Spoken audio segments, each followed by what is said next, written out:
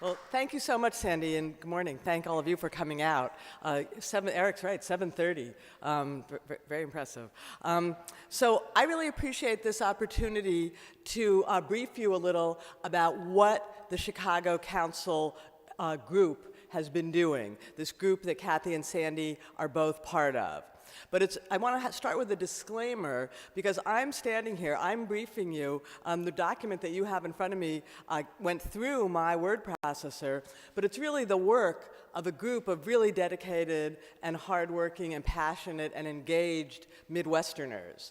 And Sandy alluded to it, but we have a group that includes 2 former governors, the former mayor of Chicago, but also immigrant advocates and business leaders and representatives of the region's great universities and small town mayors and sheriffs. I mean, the Chicago Council did a fantastic job of finding representatives from all walks of life in the Midwest and all the states of the greater Midwest, the 12 states, who had a stake in this issue, and bringing them together for really a year of quite hard work. People met for 4 long days, and there were endless phone calls, and we really made them sing for their supper, so to speak. So when you hear me speaking, it's not just me. Imagine those 50 people standing behind me. And what I'm going to try to do today is talk briefly. I'm going to try to do 3 things, talk briefly about the assumptions behind the project. Why this project exactly, and why now? What are we hoping to accomplish? Number 2, I'm going to give you a little sense of what's in the report, the high points, and you have it in front of you, but I'll walk you through it. And then I'm going to talk a little bit about next steps and what we're hoping will come of this meeting. So the 2 assumptions behind the report, and again, Sandy kind of got a jump on me here. There are 2 key assumptions. The first is that the Midwest really has something distinctive and important to say on this issue. And I live in Washington, where I've been working, it's really painful to even think about it, for more than a decade, trying to make immigration reform happen. And the one thing that's really clear to anybody who's trying to do this in Washington is Washington can't do it. Presidents have come and gone and tried. Democrats and Republicans have come and gone and tried. It's on the front pages some months, and in the last pages some other months, and then it's back to the front pages. But still, it's basically like watching reruns of an old movie at this point. We've all seen it too many times, and the end is always disappointing. So one of the key assumptions behind this project is that it's time for people from outside Washington to get into the conversation and to bring their ideas, to lift their voices, and frankly, most important, to give Washington a kick in the pants. That Washington isn't going to do this if left to its own devices, and we need some voices from the regions, not just passing draconian enforcement laws that we can't live with, but doing something constructive out here in the States beyond the Beltway and sending the right kind of message to Washington. And so the other piece of this first assumption is that Midwesterners in particular are well-placed and well-equipped and the right people to give Washington that kind of kick in the pants. Midwesterners are pragmatic, they're problem solvers, they have a long experience of immigration, and I hate to admit this because I'm from New York, but the Midwest has probably seen more immigration from more countries over a longer period than any region in the country, and successfully integrated people in a way that really has worked. The Midwest also has a distinct experience of immigration today. This region needs high-skilled people, needs high-skilled workers to keep its economy vibrant and competitive, but it also needs less skilled workers to work in the dairies and keep its economy vibrant and competitive.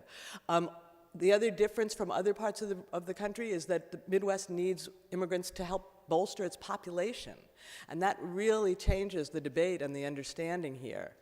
Midwesterners seem to have an appreciation of the way immigrants bring new life and energy and entrepreneurialism and good values. I mean, I've just, as Sandy said, I've just spent 10 days traveling around the region in forums like this, and I swear, I mean, none of these forums, you couldn't have them in the Southwest or the Southeast or even the Northwest or the Northeast. The Midwest has a distinct understanding of the value of immigration. And so one of the assumptions behind the report is that we needed to get that pragmatic Midwest voice, appreciative Midwest voice, into the debate, into the national debate, that the Midwest had a vital and unique contribution to make, and we had to lift up that voice. The other assumption behind the report, the second assumption, and again Sandy alluded to it, is we're making an argument from competitiveness. So as you all know, I know many of you are engaged in the immigration debate, the immigration system is broken in many, many ways. And whatever your values are, or your priorities, or your political angle, you have a complaint about the immigration system and you see a reason to fix it. People want to fix it for human reasons, people want to fix it for moral reasons, people want to fix it for fairness reasons. There's a whole other group of people that want to fix it for security reasons and rule of law reasons. There are the people who want to fix it because they're worried about integration. There are the people who want to fix it because they're worried about foreign policy. But the assumption behind this report is that the people who want to fix it for economic reasons are not getting heard enough, and that we have to lift up that argument that's based on economic reasons.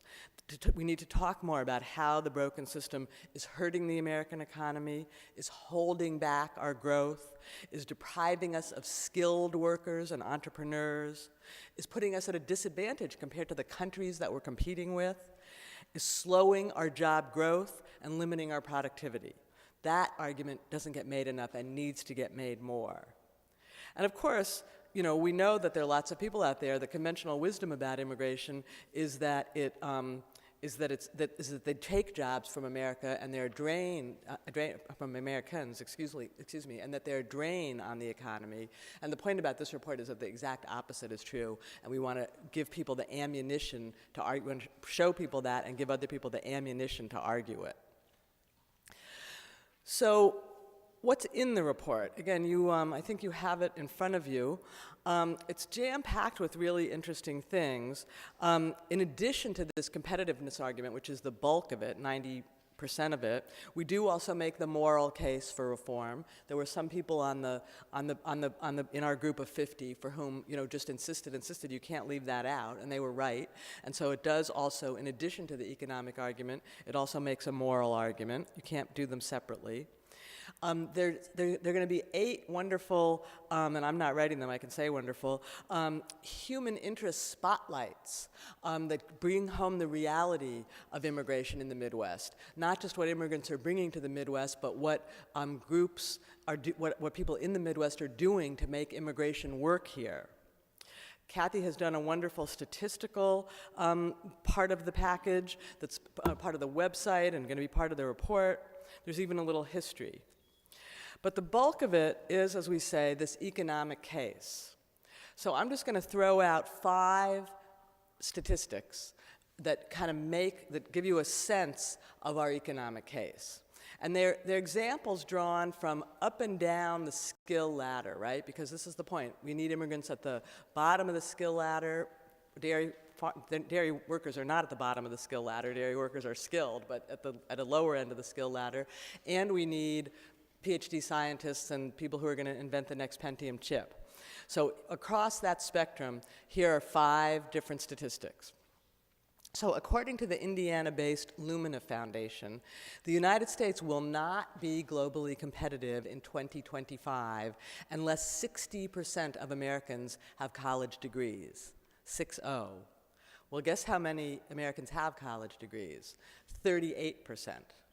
And we're falling behind countries around the world for years, for decades. We were the #1. Now we're falling behind. Of course, we need to get more Americans to have college degrees as well, and we also need other kinds of degrees. We need people who have apprenticeships and can do other things, but we need those people with college degrees, and immigrants can help with that. High-skilled immigrants, people coming here with college degrees, will give us a significant boost in our college degree quota. Fact number 2. A 2011 survey by Deloitte and the National Association of Manufacturers found that even when the country was at 9% unemployment, 9% unemployment, right? US manufacturing companies reported that they had 600,000 vacancies for skilled manufacturing workers.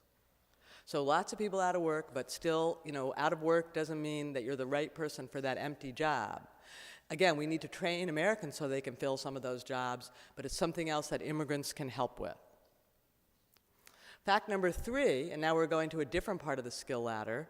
In 1960, half of all the US-born men in the workforce, half, were high school dropouts who wanted to do unskilled work.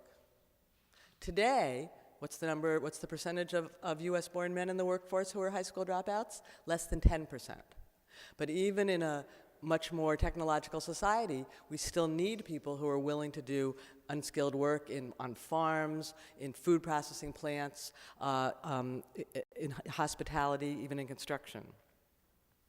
Fact number 4, according to the Bureau of Labor Statistics, the occupations that are going to grow fastest between 2010 and 2020, 2010 and 2020, the occupations that are going to grow fastest between 2010 and 2020, pickled peppers, I know I can say that, are home health care aides and personal care aides.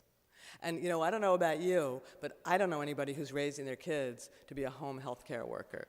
Really important job. We're all going to need them. Our parents already need them. We don't have enough of them. Immigrants can help with that.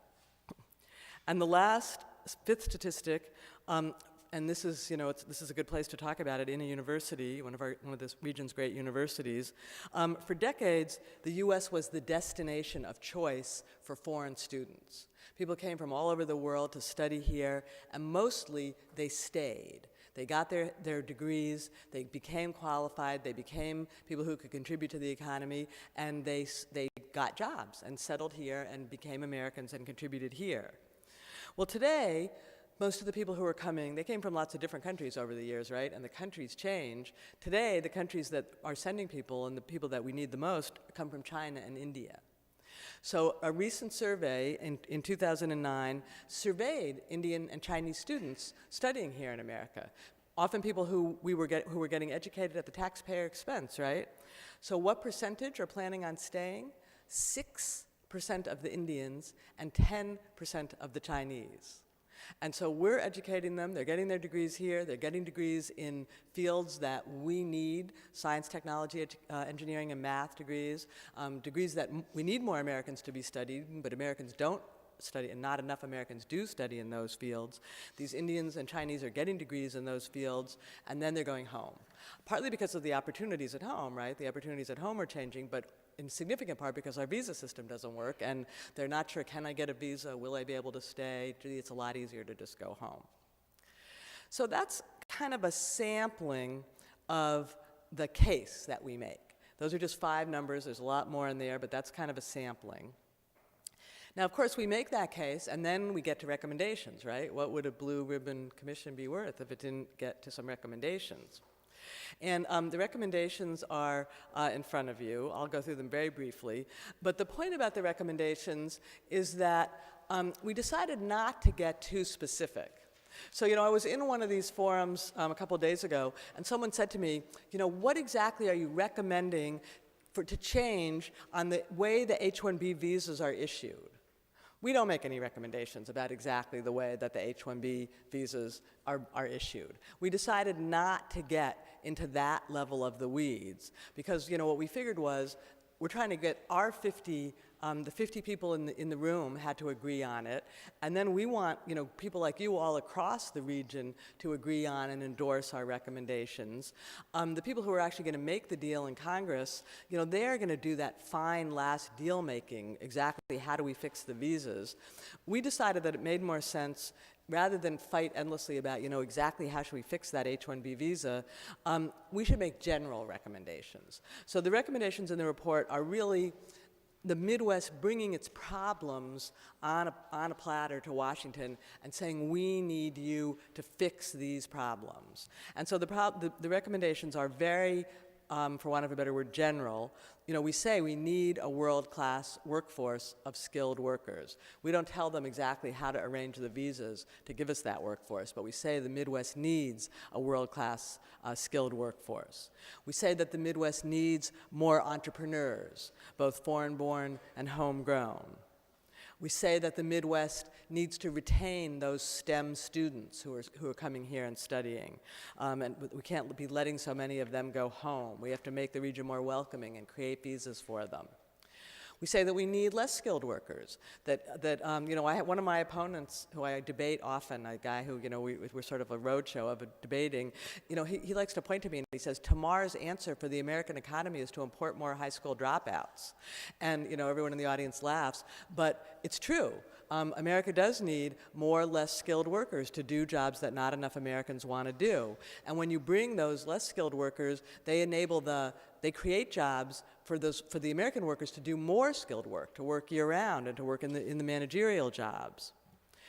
We need the Midwest needs a seasonal workforce. It needs agricultural visas that are not seasonal, but it also needs a workable seasonal programs. We also say that you can't make immigration recommendations without going near this. We also talk about enforcement. We talk about what needs to happen on the border and what needs to happen in the workplace. We say that the children brought to the United States illegally as children need a permanent answer. And again, this is a typical example. We don't get into the weeds of how exactly the DREAM Act should work or a permanent DREAM Act should work because Congress is going to need to negotiate and compromise on that. But we say we need that. We need that answer. We talk about a path to citizenship, and we talk about integration, about helping immigrants become Americans.